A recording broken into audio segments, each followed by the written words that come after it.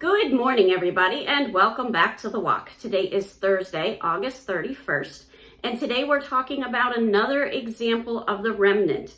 I said yesterday, and I'm going to ask again, please keep Florida in your prayers with this hurricane.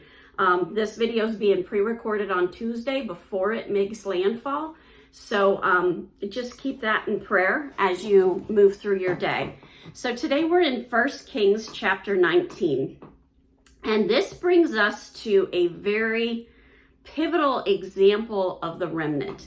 It's really important that you see God's grace in this story and narrative about Elijah. So we're in 1 Kings chapter 19, starting in verse 9, but I want to give you a little bit of the backstory. Jezebel has just declared that she is going to kill Elijah. Elijah has fled, and he's off on his own, and the Lord provides sustenance to him. And so he's able to continue to get more distance away from Jezebel and remain safe. So God is protecting him and providing for him in that situation. Then we come to verse 9. There he came to a cave, and they're talking about Elijah, and lodged in it. And behold, the word of the Lord came to him and said to him, "What are you doing here, Elijah?" He said, "I have been very jealous for the Lord, the God of hosts. For the people of Israel have forsaken your covenant, thrown down your altars, and killed your prophets with the sword. And I, even I only, am left, and they seek my life to take it away." And he said, and this is the Lord speaking, "Go out and stand on the mount before the Lord." And behold, the Lord passed by, and a great strong wind tore the mountains and broke in pieces the rocks before the Lord. But the Lord was not in the wind, and after the wind an earthquake. But the Lord was not in the earthquake, and after the earthquake a fire. But the Lord was not in the fire, and after the fire the sound of a low whisper. And when Elijah heard it, he wrapped his face in his cloak, and went out and stood at the entrance of the cave. And behold, there came a voice to him, "What are you doing here, Elijah?" So he has seen these examples of enormous might. And it's when the whisper comes that Elijah gets overwhelmed and he covers his face. He goes to the opening of the cave and he's asked, why is he there again?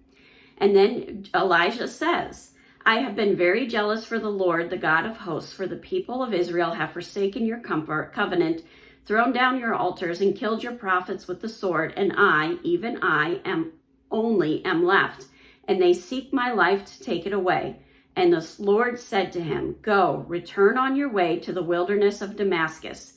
And when you arrive, you shall anoint Hazael to be the king over Syria.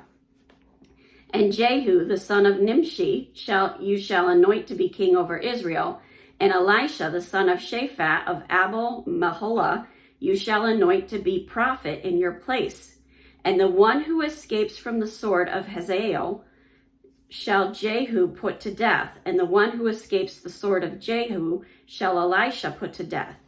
Yet I will leave 7,000 in Israel, all the knees that have bowed to Baal, and every mouth that have not bowed to Baal, and every mouth that has not kissed him."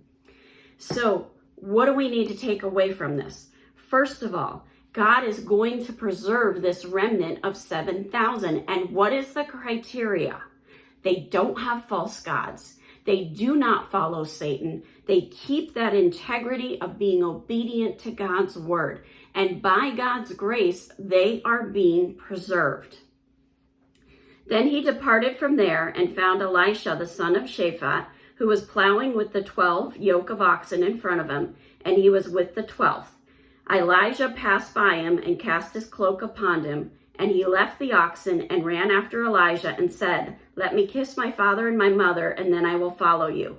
And he said to him, "Go back again, for what have I done to you?"